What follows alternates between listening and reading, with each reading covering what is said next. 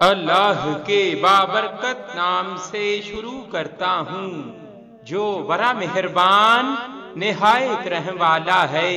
اور درود لا محدود حضور صلی اللہ علیہ وآلہ وسلم کی بارگاہ ناز کے اندر، بارگاہ پروقار کے اندر ہدیتن،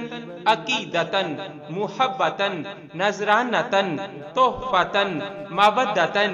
ادبن پیش کرنے کے بعد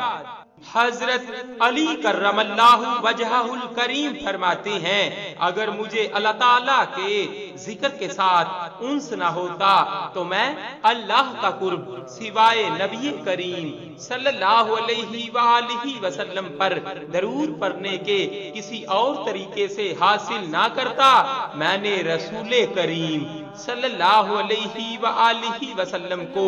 یہ فرماتے سنا ہے کہ جبرائیل علیہ السلام نے کہا، اے محمد صلی اللہ علیہ وآلہ وسلم، بے شک اللہ تعالیٰ فرماتا ہے جو آپ صلی اللہ علیہ وآلہ وسلم پر 10 مرتبہ درود بھیجے گا وہ میری ناراضگی سے محفوظ و مامون ہو جائے گا۔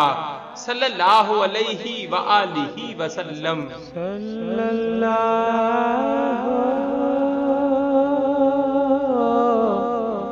علیہ